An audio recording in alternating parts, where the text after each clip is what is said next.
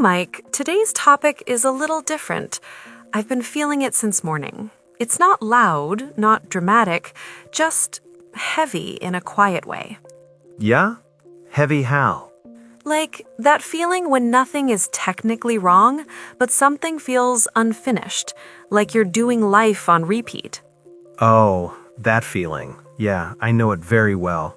It's like you wake up, do the same things, talk to the same people, think the same thoughts, and one day you realize, wait, when did the days start blending together? Exactly. And what's strange is from the outside, everything can look fine. Job is okay, family is okay, health is okay. But inside, there's this voice saying, is this it? That voice can be really uncomfortable. I think many people try to ignore it. They keep themselves busy so they don't have to hear it. Yes, busy is a great hiding place. You scroll, you work, you watch something, you sleep. And the voice gets quieter, but it doesn't disappear. You know what triggered that voice for me recently? Something very small. I was standing in line for coffee, and the person in front of me was clearly excited about something. Like real excitement, smiling to themselves. That's interesting. About coffee? I don't think it was the coffee, it was their energy. And suddenly I thought, when was the last time I felt that way? Not stressed excitement, not nervous excitement, just alive. Wow, that hits. Because sometimes we confuse being busy with being alive. Exactly. And I don't think people want to change their life because their life is terrible. I think they want to change it because it feels flat. Flat is a good word, like a song with no bass. The melody is there, but you don't feel it in your chest. And here's the part that really gets me. Most people think life change has to start with a huge decision. Quit your job, move to another country, become a new person overnight. Yes, like a movie scene. Big music, big moment. But real life is much quieter. Change usually starts in moments no one sees. I agree. For me, it started with a very small realization. I noticed that every night I said, tomorrow I'll do better. And every morning I forgot what better even meant. That's such an honest sentence. Tomorrow I'll do better. But better how? Exactly. It was just a sentence to make me feel less guilty, not a real plan. And after a while, I started to feel tired of my own promises. That's a painful place to be, when you don't trust yourself anymore. Yes, and that's where emotions really come in. People think change is about discipline or intelligence, but a lot of it is emotional. How you feel about yourself, whether you believe yourself when you say, I'll try again. That belief is fragile, especially if you've tried before and stopped. And most people have stopped before, with English, with habits, with exercise, with dreams. I remember stopping and starting English so many times. Each time I stopped, I didn't just stop studying. I also told myself a story. Maybe I'm just not good at this. That story is dangerous because it sounds logical, but it's really emotional. Yes, it's a feeling wearing the mask of logic. And once that story settles in, every small effort feels heavier. You're not just studying, you're fighting your own past. That's such a good way to say it. You're fighting your past versions of yourself. And that's why change feels emotional before it feels practical. Before habits, before plans, before routines, there's this quiet moment where you decide, I'm not done yet. That sentence alone can make someone emotional. I'm not done yet. Because it's not aggressive, it's gentle, but it's strong. You know, I think people underestimate gentle decisions. They think strength has to be loud. But some of the strongest decisions are whispered, like, I'll try again tomorrow, or even, I'll try again today. And those decisions don't come from motivation. They come from honesty, from admitting, I'm not where I want to be. That admission hurts a little, but it also opens a door. Yeah, denial keeps the door closed. Honesty unlocks it. And today, I really want us to talk to the people who feel stuck in that quiet way. Not broken, not hopeless, just paused. Paused is such a kinder word than failed. Because a pause means you can press play again. And you don't need a new personality to do that. You don't need to become someone else. You just need to start listening to that quiet voice instead of running from it. And maybe asking one simple question, not how do I change my whole life, but what feels wrong right now? Or even softer, what feels heavy? Yeah, because once you name that feeling, you're already moving. That's the part people don't see. Awareness itself is a step. And maybe that's where real change actually begins, not with action, with attention. Paying attention to yourself again. After a long time of not doing that. If someone listening feels that heaviness right now, I just want to say this. You're not late. You're not behind. You're just at the moment before change. That moment is uncomfortable, but it's powerful. And we're going to stay with that feeling. We're not going to rush it. Because real conversations don't rush. They sit. They breathe. And from here, we can start talking about why change feels hard and why it's not your fault. Yeah, there are real reasons, and once you see them, things start to make sense. Exactly. You know, when people say I feel stuck, it sounds simple, but it's actually a very emotional word. Yeah, stuck doesn't mean lazy. It doesn't mean weak. It means you want to move, but something inside you won't let you. Exactly, like pressing the gas pedal while the handbrake is still on.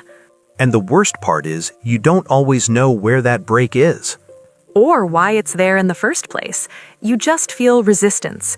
You tell yourself, I should start, but your body and mind say, not now. I used to think that meant something was wrong with me, like why can other people move forward and I can't? Same, and that comparison makes everything heavier. You look at others and think, they're disciplined, they're confident, they're different. But when you look closer, most of them were stuck too. They just didn't stay there forever. That's such an important point. Being stuck is not the problem. Staying stuck without understanding why is the problem. So let's talk about the why. One of the biggest reasons is fear, and not big movie fear, quiet fear. Yes, fear that doesn't scream, it whispers. Fear of failure is a big one. People imagine failure as embarrassment, judgment, proof that they're not enough. Or proof that their inner critic was right all along. That voice that says, see, I told you, don't try. And once you fail once or twice, the fear changes shape. It's not just fear of failing again, it's fear of feeling that disappointment again. That emotional memory is powerful. Your brain remembers how bad it felt and it tries to protect you. By stopping you. Exactly. The brain thinks it's helping. Let's not try. That way we can't get hurt. But protection can look a lot like a prison. Wow, that's true. Safety without movement slowly becomes suffocating. Another reason people feel stuck is lack of direction. And I don't mean a perfect plan, I mean any clear direction at all. Yeah, saying I want a better life feels good, but it's too vague. It's like saying, I want to travel, but you don't choose a country, a city, or even a direction. So you just stand at the station forever. And while you stand there, time keeps moving. That's what hurts the most. That waiting feeling, like life is happening somewhere else. And then there's negative self-talk. That one is sneaky. Very sneaky, because it sounds like your own voice. You don't question it, you just believe it. I'm not good at languages. I always quit. People like me don't change. Those sentences become facts in your head, even if they're not true. And if you repeat them every day, your confidence doesn't just drop, it disappears. You start every new attempt already tired. That's such a good way to say it. You haven't even started, but you feel exhausted. And then there's this last trap that looks positive but isn't, waiting for motivation. Ah, yes, I'll start when I feel ready. Or, I just need the right mood. The problem is, motivation is not a starting point, it's a result. But nobody tells us that, so we wait. And waiting feels safe, no risk, no failure. but also no movement. I waited years like that, with English, with personal goals, always thinking one day. Same, and one day quietly turned into years. When you put all of this together, fear, no direction, negative self-talk, waiting for motivation, it makes sense why people feel stuck. Yes, it's not a personal weakness, it's a human pattern. And once you see it as a pattern, not a personality flaw, something changes. You stop blaming yourself so much. And that alone can feel like a small release. Because shame keeps you frozen, understanding softens things. And softness is not weakness, it's what allows movement again. Exactly. Before we talk about how to change, we first have to stop attacking ourselves for being where we are. You can't move forward while yelling at yourself. You need space and kindness and clarity. And that's what we're building right now, clarity about why change feels hard. Once you understand the ropes holding you, they don't feel invisible anymore. And when they're visible, you can start loosening them, slowly. Not all at once, just enough to take the first step. And that's where things begin to shift. So now that we've talked about why people feel stuck, there's usually a moment that comes next. It's quiet, but important. That moment where you think, okay, so what do I do now? Yes, and this is where many people freeze again, because they imagine change as something huge. Like flipping a switch and suddenly becoming a new person. Or waking up one day with discipline, confidence, and perfect habits. Which is honestly exhausting just to imagine. Exactly. And that's why I love the idea of small steps, because they don't scare your nervous system. Small steps feel safe, or at least safer. And safety matters more than motivation at the beginning. That's such a good point. People talk a lot about motivation, but very little about feeling safe enough to start. When something feels too big, your brain says no. When it feels small, your brain says maybe. And maybe is powerful. Very powerful, because maybe leads to action. I remember when I stopped trying to change my life and just tried to change my evenings. That's interesting. What do you mean? I noticed my evenings were just disappearing. Phone, videos, scrolling, sleep, repeat. Yeah, that empty, tired feeling. Exactly. So instead of saying, I'll become a productive person, I said, I'll do one small thing for 10 minutes before bed. Just 10 minutes? Just 10. Sometimes English, sometimes writing, sometimes nothing serious. But the rule was simple. 10 minutes of intention. And how did that feel? Honestly, at first it felt almost too small, like it didn't count. That's such a common feeling. People think small actions don't matter. But after a week, something shifted. I started seeing myself differently. Ah, identity. Yes, I stopped thinking, I'm someone who never sticks to things. I started thinking, I'm someone who shows up a little. That sentence alone can change everything. Because once your identity shifts, habits become easier. This is such an important idea. Habits are not just actions, they're votes for the person you're becoming. Even tiny votes count. Especially tiny ones because you repeat them. And repetition is what builds trust with yourself. That trust is emotional. It's not logical. It's a feeling. Yeah, it's the feeling of, oh, maybe I can rely on myself again. That feeling is rare for people who've quit many times. And very healing. Let's talk about habits more. A habit is something you do again and again, often without thinking. Like brushing your teeth or checking your phone. Exactly. And the interesting thing is you already have habits. Everyone does. The question is not, do I have habits? It's, are my habits helping me or hurting me? And changing a habit doesn't mean fighting yourself. It means designing something easier. For example, when I wanted to listen to more English, I stopped telling myself, I'll sit and study. What did you do instead? I connected it to something I already did: cooking, cleaning, walking.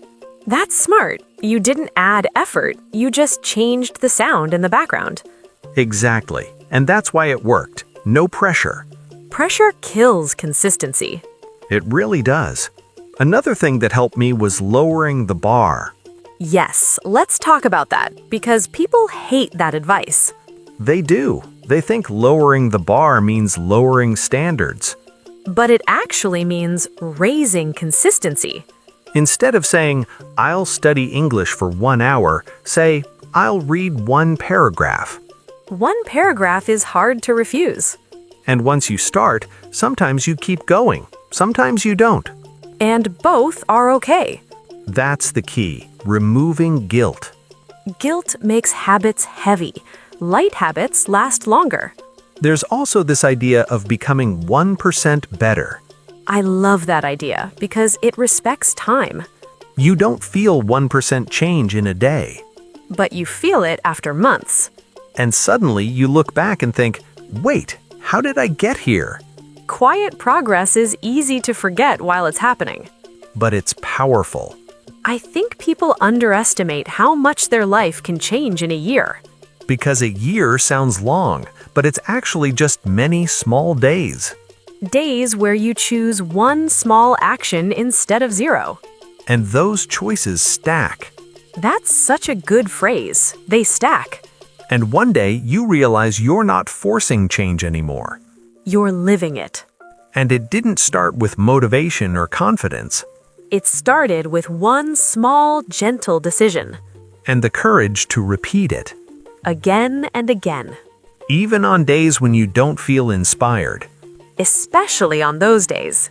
Because those days build real strength. And from there, momentum starts to grow. Slowly, naturally. Without shouting. Without pressure. Just movement. Forward movement. You know, once small habits start to feel possible, something else comes up. The way you talk to yourself. Yeah, the inner voice. The one that's always there, even when no one else is. And that voice can either make change lighter or much heavier. For a long time, mine was not very kind. Same here. And what's tricky is we think that voice is just telling the truth. Right, we think, this is just how I am. But a lot of the time, it's just an old recording. Wow, an old recording. I like that. Something you learned from past experiences, mistakes, or even other people's opinions. And your brain keeps playing it again and again. This is where mindset comes in. Mindset is the general way you see yourself and your future. It's like the lens you look through.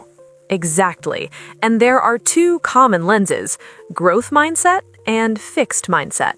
With a fixed mindset, you believe your abilities are set, like, I'm just bad at languages.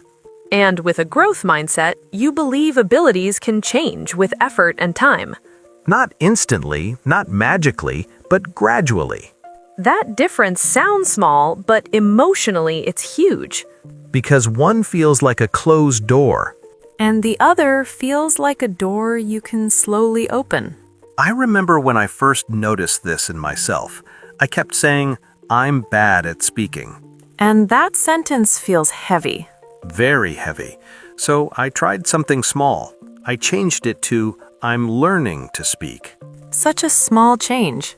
But emotionally, it felt different, less final. Words matter, especially the ones we say to ourselves. And there's also something interesting about how the brain works. Yeah, this part sounds complex, but the idea is simple.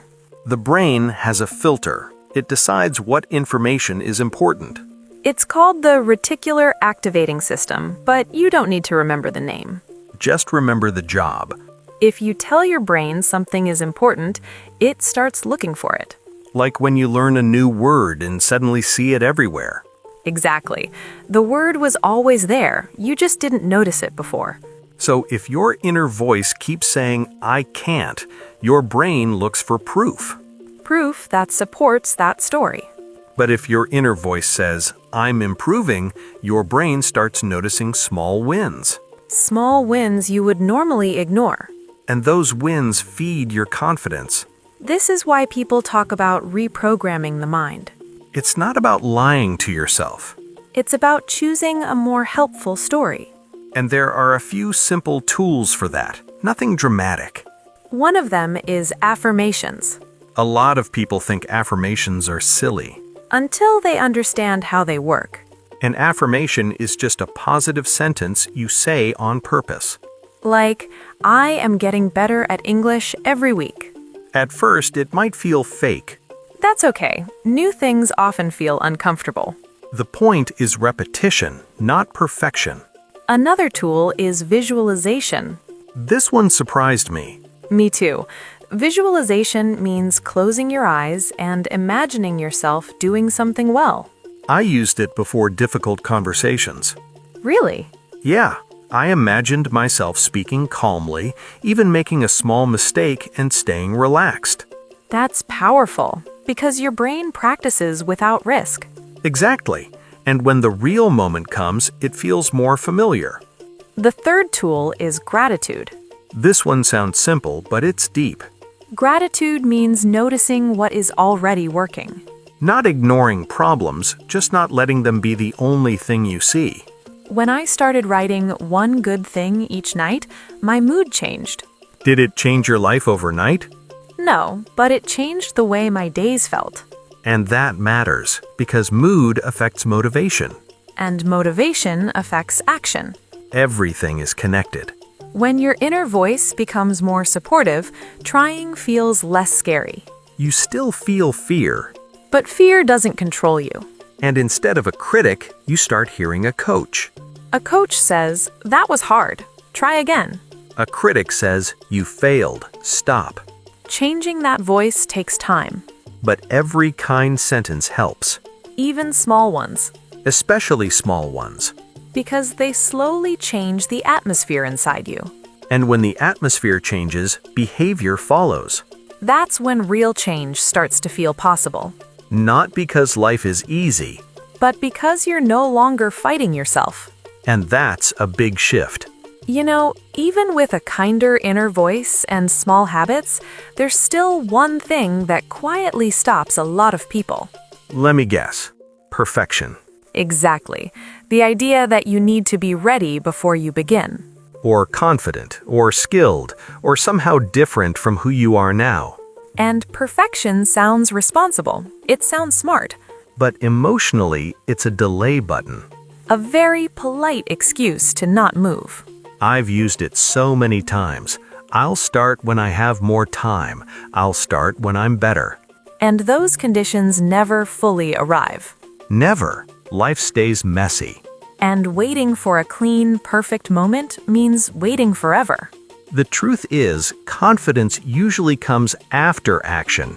Not before. It's like standing at the edge of a swimming pool. You don't feel comfortable until you're already in the water. But people keep standing there thinking comfort will arrive on its own. I remember when I first started recording myself speaking English. Oh, that's a vulnerable moment. Very. I hated my voice. I noticed every mistake. Did you redo it again and again? So many times. I wanted the perfect version. And did you ever feel satisfied? No, there was always something wrong. That's the trap. Perfection keeps moving. One day, I just said, this is good enough. That sentence is powerful. It felt scary, but also freeing. And what happened? Nothing terrible. The world didn't end. That's usually the case. Some people even said they liked it because it felt real. That's something people forget. Imperfect often feels more human. And more relatable. There's a sentence I love. A messy start is better than a perfect one day. Because one day often means never. Exactly. Action creates momentum. Momentum is that feeling when movement becomes easier. Like pushing a bike, the first push is the hardest. After that, you just guide it. And momentum is emotional too. Yes, it gives you hope. It says, see, you're moving. That feeling can change how you see yourself. That's why tiny actions matter so much. They create proof, Proof that you can act. even when you don't feel ready. So here's a gentle challenge. Just one. Think of something you keep postponing Something small, not a life decision. and give it 5 minutes. Only 5. No pressure to finish, just begin. 5 minutes is hard to argue with. And once you start, something interesting happens. You're already doing the thing you were avoiding. And avoidance loses some of its power Even if you stop after 5 minutes, you win. because you showed up. And showing up builds self-respect. That's deeper than motivation. Now, there's one more piece we need to talk about.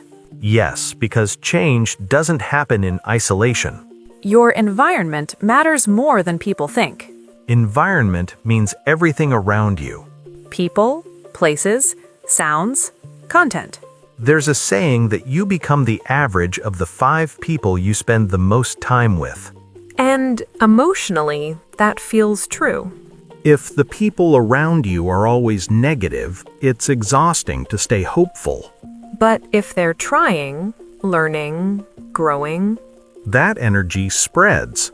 even quietly, When I joined a small online study group, everything changed. not because English became easy. But because quitting became harder. That's such an important difference. Support doesn't remove difficulty, it reduces loneliness. And loneliness makes everything heavier. It's not just people, it's also what you consume. Your information diet. Just like food, some information feeds you. And some drains you. Endless negative news, drama, arguments. They leave you tired, even if you didn't do anything. Choosing better content is an act of self-care. A quiet one. And when your environment improves, action feels more natural. You don't have to fight yourself as much. Because the world around you is supporting movement. Even small movement. And that's how change becomes sustainable, Not forced. but supported. Before we end, I feel like we should slow down a little.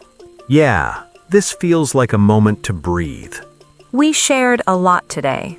Ideas, emotions, memories. And when there's a lot, it helps to gently organize things in your mind. Exactly. So let's do a calm word walk. Not a test, just a soft review. Let's start with a word that came up many times. Stuck. Stuck means you want to move forward, but something is holding you back. Like saying, I feel stuck in my routine, or I feel stuck with my English. It doesn't mean you're broken. It means something needs attention. Then we talked about fear of failure. Failure means something doesn't work the way you hoped. Fear of failure is being scared to try because you might not succeed. Like, my fear of failure stopped me from speaking English. Or fear of failure kept me in the same job for years. Another important word was direction. Direction is knowing where you're going, even a little. You can say, I want to change my life, but I don't have direction. Or, this small habit gave me direction. Then there was negative self-talk, That's the voice in your head that's unkind. like saying, I'm not smart, or I always fail. And we talked about changing that voice, slowly. Next was habit. A habit is something you do again and again, almost automatically. Listening to English podcasts is my new habit. Or checking my phone in the morning is a habit I want to change. Habits shape identity. Identity is how you see yourself. Like, I see myself as a learner now. Or my identity changed when I started showing up for myself. Then we had mindset. Mindset is your general way of thinking about your abilities and future. With a positive mindset, challenges feel possible. With a fixed mindset, everything feels final.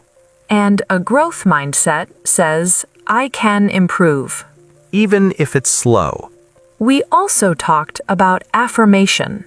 An affirmation is a positive sentence you say on purpose. Like, I am getting better every day. It's not magic, it's practice. Visualization was another one. That's when you imagine yourself doing something well. Like, imagining yourself speaking calmly. And gratitude. Gratitude is noticing what is already good. I'm thankful for one small win today. Gratitude doesn't erase problems. But it softens them. Then there was momentum. Momentum is the energy that builds when you keep moving. Once you start, it becomes easier to continue. And finally, environment. Environment is everything around you. People, content, places. Changing your environment can change how hard things feel. Even before you change yourself. If you didn't remember every word, that's okay. You can listen again. Or choose one word and make your own sentence. Say it quietly. Or write it down. That's real practice. And before we say goodbye, I want to say this. If you're listening and thinking, I should be further by now, Please be gentle with yourself. you're not late. You're learning. And learning is not a straight line. Small steps still count. Even quiet ones. Even imperfect ones. We believe in steady progress. And in you. Keep going. One small step at a time. We'll see you again soon. Take care. Bye for now.